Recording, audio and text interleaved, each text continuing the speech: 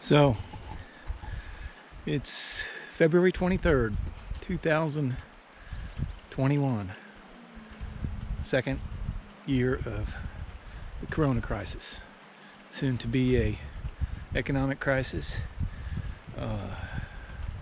soon to be who knows what. Excuse me, here, I gotta clean up my nose a little bit. That you'll see over there is a ski run coming down. There's another one on the other side. Back up behind me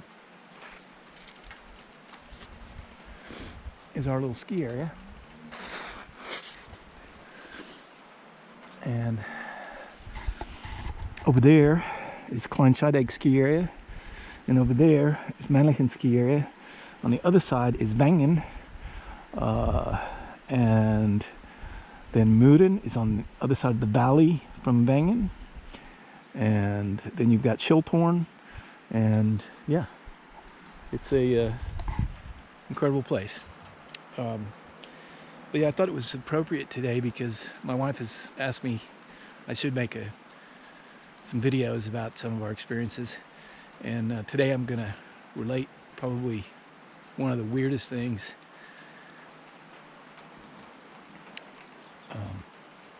that ever happened to me.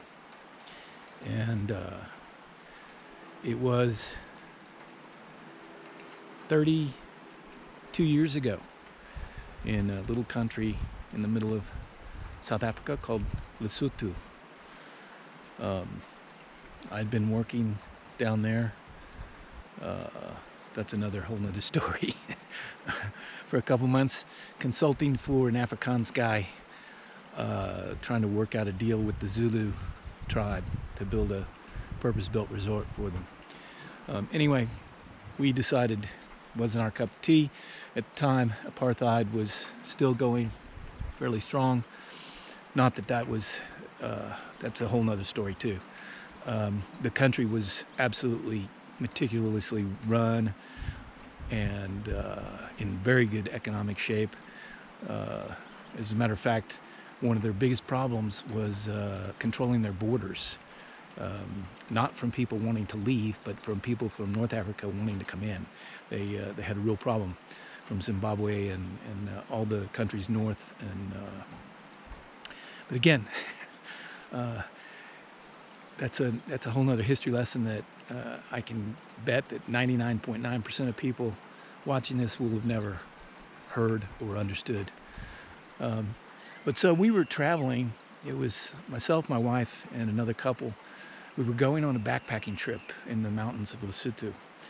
And along the way, we were on a remote road, and there was nobody there in this area spoke English. It was very, very poor. Most places didn't have electricity, running water. They lived in mud rondavel huts. But it was really, really beautiful. Unfortunately, I was taking slides at the time, and so most of those photographs are on slides, and I never had them converted digitally.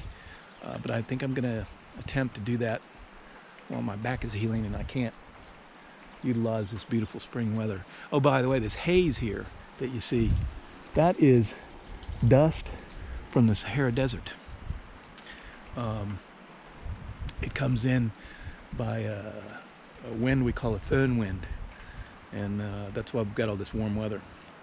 But anyway, my arm's getting tired.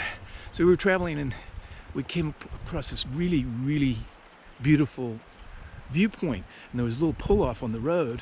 So we pulled off, and my wife and the other couple got out of the car and went over to the viewpoint. And I was fiddling around with my camera or something, I don't know. And I got out of the car, and just as I got out of the car, this black boy, probably he looked like he may have been 12 or 14 years old, was about 10 feet from me, and he was walking towards me, and he was dressed in almost like a Mormon. I mean, you know, very nicely. He didn't have a tie on, but he had a white shirt, blue trousers, and nice shoes, which immediately struck me as very strange because you just don't see that. And there was nobody around. I mean, this is nobody within sight. There was a rondavel off in the distance, maybe a quarter of a mile, and another one half a mile, and another one a mile over this way. but nobody around, no cars, no nothing. But he walks up to me, and in perfect English, he says, "Here, take this." And he handed me a brochure, and I still got it, and I'll show it to you at some point on here. But it had 666 on it, and it was in English. And I'm like kind of puzzled, and I turned around to my wife and the other couple, and I said, "Hey guys, come over here, have a look at this." And when I turned back around, he was gone. He was gone. No place to go. There was no trees. There was no place to hide except under the car, which we did look. And I turned around and I was just like, "What happened?" And I said, "Did you guys see that? Did you guys see that boy that was here?" And they said, "Yeah." And I said, "He just disappeared." And I just thought, and there were no drugs involved or alcohol.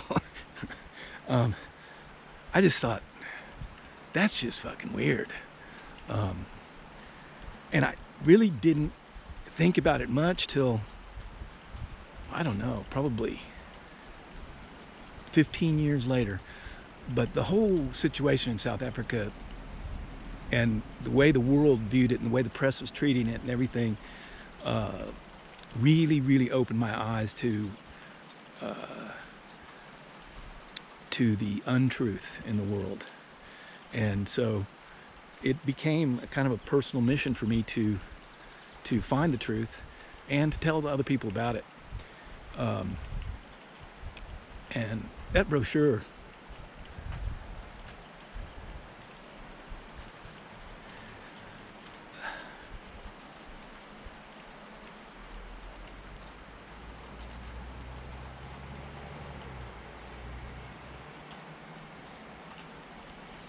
predicted what's happening today. So